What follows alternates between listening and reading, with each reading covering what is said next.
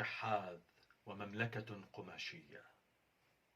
أوقفني أمام باب متجر وهرب الجبيع، صوب نحوي عينه وأطلق الدموع، ومد كف نظرة على قميصي الذي أفرط في نعومة النسيج متخما بلحم صوف، فأمسكت نظرته أرغفة فضية في جيبي السمين حين كان يزهو مغرما بكرشه الشفيف، ودس جاسوسين من منخوره في جيب سترة الذي تحرسه الأزرار. لم ينتبه الحراس بعد أن في مملكتي ضيوف.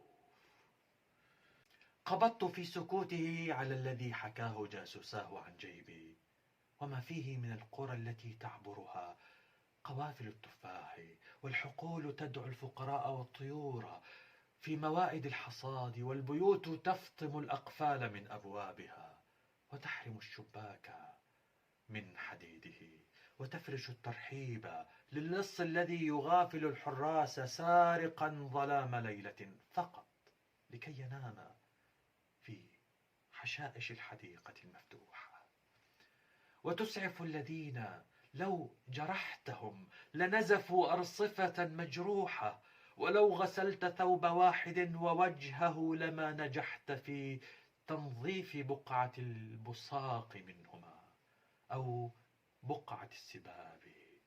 لو لمست لقمة لهم لابتل أصبعاك من لزوجة المن التي تذوقها أبصارهم مع الرغيف. رأيت في عينيه معطفا ولو مقطعا كي يسقط الشتاء من أعلاه فوق صخرة أخرى، وفي ربيعه يعتقل الخريف.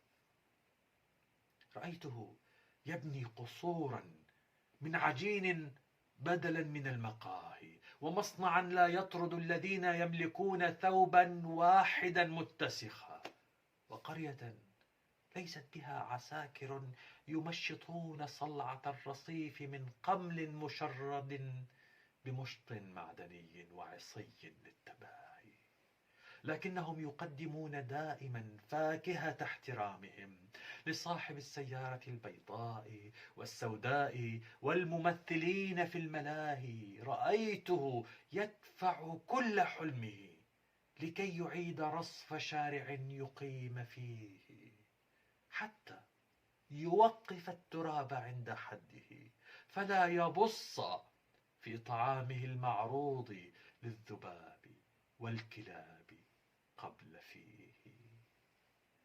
وعندما ينام لا ينتهز التراب فرصة الدخول الحر في أنفاسه المفتوحة. كان يريد رصفه لكي يغطي الفم الذي يدخن التراب في وجوه الفقراء مثل زوج كاره لزوجة قبيحة. المالك الشحاذ في جيب القماش عادل، يوصي عساكر المرور أن يؤدبوا عيال ضوئهم على كلام الله في العجوز والمحتاج والضعيف،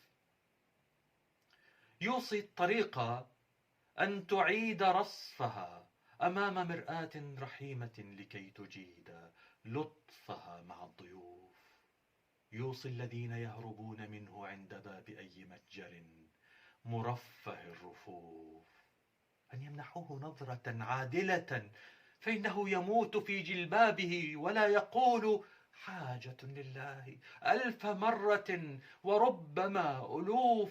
يوصي الذين يلبسون سترة مفرطة في قطنها أو سترة معجونة بخيط صوف أن يغفروا ما لوثته نظرة أمية منه على أثوابهم، فإنه لما رأى نعيمها تذكر الوسادة التي أعدها لنفسه من الحذاء حين ضمها لبعضها، وغيرها أعدها من حجر، وغيرها أعدها من شبكة الكفوف، وأن يسامحوه في أرغفة فضية يظن أن بعضها لن يعجز الذين يعرفون كيف يدخلون مطعما ويأكلون وحدهم في طبق نظيف.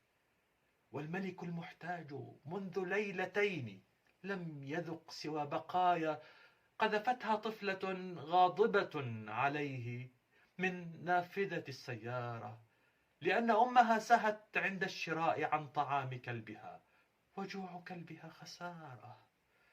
يوصي الذين سمنوا جيوبهم أن يرحموا عينيه من مناظر الكروش، إن شكلها يسبب الأحلام، والأحلام عند الفقراء مرض فظيع.